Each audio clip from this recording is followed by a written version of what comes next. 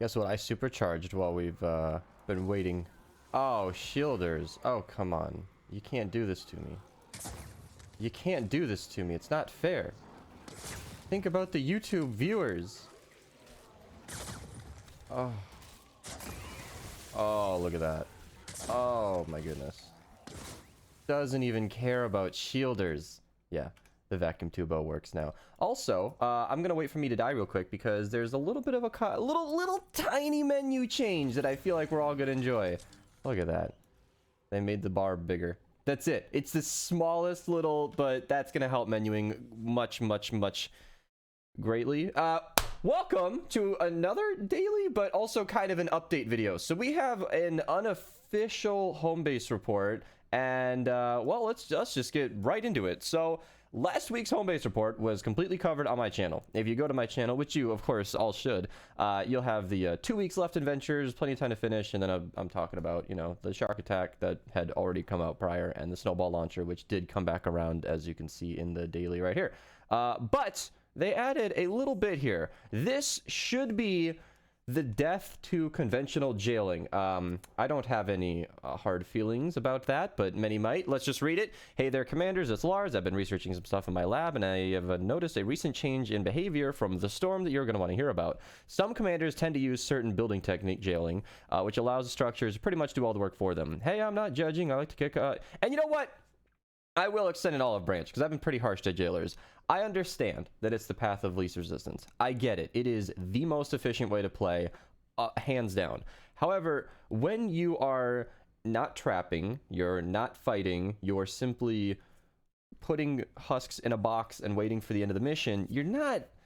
It defeats the entire purpose of playing. You're not even playing the game anymore. You're just waiting. And the feedback loop that happens is you're jailing to get resources so you can level up to jail more efficiently. You never actually end up playing the game. So if you don't enjoy trapping and you don't enjoy killing enemies, you probably don't like Save the World. And it just, I don't know. So you know what I mean? Anyway, but I don't think commanders can get away with that anymore. The Storm seems to have noticed this building technique and has made some adjustments. By the way, Magist, community manager for Epic Games, has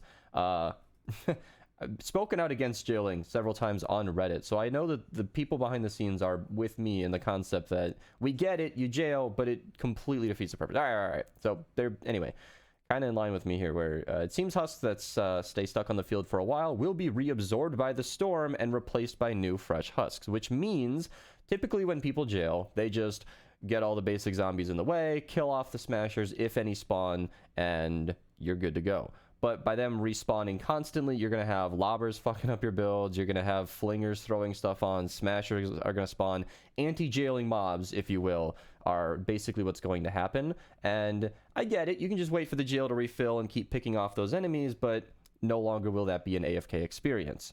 Yeah, always active, ready to tear apart your structures, of course. Yeah, so I don't know what the storm is feeding these husks, but it sure seems to be working. Higher level husks will have an easier time clawing through your defense, so watch out in those more difficult zones. Why is that capitalized? I don't care. To counter these buffed up husks, we have strengthened our traps. So all the crowd control stuff is completely gone, apparently. That whole change where it only affected 5, like where a freeze trap could only freeze something 5 times, or a wall launcher could only push something 5 times, and then they changed it to have some weird 2-minute cooldown, which I'm not gonna lie to you guys, I never actually did properly understand. And before you call me naive and I'm some false, you know, doesn't deserve his position on you, and it doesn't matter. I have not experienced any real in-game difference from the crowd clearing changes. I know that certain endurance users have been leaving some scathing reviews on that topic, but in my 160s, because I don't do endurance, and Frost Knight, we spam floor freeze all the same, wall launchers are used all the same, and it just never mattered. Anything that survived long enough to get frozen or pushed 5 times was either, well, killed, or it was a smasher or something where we would converge and deal with it. So I just never saw an issue with these, and I'm kind of glad to see the crowd control stuff to go away. And that proves my theory that the storm is smarter than we think. So as our tactics change, the storms, we gotta be ready for anything. All right, so yeah, it's my understanding, for those of you who know how to play the game, that jailing's not people are very clever. I think Archer already found, don't hound him or anything, but apparently he's already, and I'm sure plenty of people have already gotten around this. But anyway, it is a very, very interesting change indeed. Let's now segue to the daily part of this. This is a hybrid of sorts because the missions changed. Everything from today's video is kind of gone, but if you manage to grab the 65 V-Bucks, it is kind of sort of 105 V-Bucks today, because I believe this Twine Category 2 is actually different from the one we had last time. Yeah, it's a Repair the Shelter. I actually managed to do them. I was streaming with you guys. I was not feeling good about streaming. My brain was working against me, and you dudes and gals just... AWOL responsored a pizza stream. You guys, anyway, kept me on for a while. I really appreciated it. It was super fun. I'm glad that we made it to 6 hours because I did not think I would. 40 more V-Bucks are available, and a legendary, a mythic lead is available in Twine. So let's go track her down real quick. Through the collection book, go to the personnel, unique leads. We are looking for Lacey. Oh, see, look at that. That wider scroll bar. They thinned it in one of the updates, and I don't remember why. Oh, that's one that I don't have in the book. It is a marksman. So I believe I'm actually using her in my squads. So if anybody, I mean, all mythic leads are worth using, but if you, for whatever reason, wanted my personal sign-off, she has been my Fire Team Alpha commander forever. Really, really good. For those of you who don't know, I have prioritized all of my Survivor, whatever, superchargers into offense to max it out as far as it'll go. And she is my personal lead. She is currently available. I will do all the new missions, by the way, but we're gonna skip all the way ahead in Twine to right here, the 124 4-player Repair the Shelter. So yeah, mythic lead, go grab her. We only get these very few times a year. Last year, I think in 2020, not 2021, we had at least 2 or 3 mythic leads cut off by an update, and this time it's the other way around. But remember, we only have a short amount of time. Me deciding to shower before recording and getting decent sleep means that you are finding out about this from me several hours later than you should have. Sorry about that. But yeah, thank you to everybody who pinged me and DM'd me on Twitter and told me about the mythic lead. You have fast-tracked today's video. But yeah, mythic lead is available. Go grab her. Also, there is a very brighter thing going on, the fog. I didn't like it at first. I still think it's a little odd, but it lightens it up, and I don't mind that, and it's a lot less laggy. Even on my computer, this game is not a perfect experience, and I don't know. It's easier to get around. I don't know. I liked it. Let's kick it off with, so of course the daily llama I don't think changed. This is still the llama I had yesterday. I remember what I had. So yeah. We're just doing new missions. 4x drops a rain, the 108 player. Then we got the 140. No, there's not 140. What I wanted to talk about was the 58 zone. So I know I'm doing it just like yesterday. It was Tank Penny or Electropulse Penny. But Ranger Deadeye, do not sleep on him. A purple Ranger Deadeye is still going to be fantastic. He is one of the best heroes in the entire game, and I'll tell you why. I supercharged him. That is not something I do very often, but he has the exact same damage bonus as Rescue Trooper Ramirez.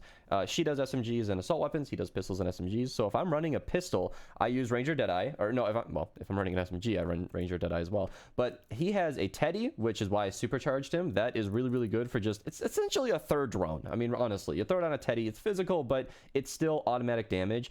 Phase Shift allows you to use Chaos Agent to instantly reload. You supercharge him, which gives him similar stats to Ramirez all around. Really, I mean, Seismic Smash is nice. The Outlander abilities are a lot more useful than Soldier ones day to day, in my opinion. And yeah, you can also farm with the Anti-Meteorial Charge. Like, he's just phenomenal. Just the most well-rounded hero. And Magist, again, I'll bring him up. Brought it up on Twitch stream. I asked him, just to be silly, like, what is your favorite hero? And Ranger Deadeye was his pick. And well, as a epic employee, I'm sure he has played Save the World more than any of us. So yeah, I could see why he picks that one. In the Twine missions, 94 4-player is 4x reperk, 4x reperk, and the 108 in the 104 player as well. 94 and 100. I didn't eat before recording. I regret it. 4x Eye of the Storm in the 116 4-player. We already talked about Lacey in the 124 zone. In the 132s, we got the Husk Stomper. It can have crit explosion. Pretty fun weapon, not gonna lie. 4x drops range in the 132s. We got the 4x reperk in the 140. And check this out. The 160s actually improved. Yesterday, we only had the Deliver the Bomb, which is the one that I ran to get the Trap Supercharger. By the way. This is not your last chance to get it reminder, but do indeed grab that trap supercharger while you still have the chance. Today's daily will be, tonight's daily for me will be the final reminder. 5x drops of rain in the 164 player. Storm shards, less exciting, but we do have 5x drops of rain, retrieve the data. 5x eye of the storm, nope, lightning the bottle, and the evac. So the retrieve the data and the category 4 are my 2 picks. Both of these are ups of rain. These are solid. Retrieve the data, not gonna be able to jail it with the conventional methods. Be curious to see how you guys figure that one out. I'm sure you will. 23 4-player, 4x reperk in the Plankerton zone, and then in Stonewall we got 15 4-player drops of rain. Boom. I showed the V-Bucks earlier. Hopefully it's not a problem. I'll see you guys later. This has been a very fun hybrid video. Is that my 3rd clap or is it the 4th? It was weird because the vacuum tube bow is equally, I wanted to make its own video on it, but the jailing video is also its own video, and then I had to re-record the daily, and I'm just putting it all in one. Obviously no expeditions or anything, no office trivia because it's not a new day. I'll see you guys later, and enjoy the new update. Let me know what you think down below.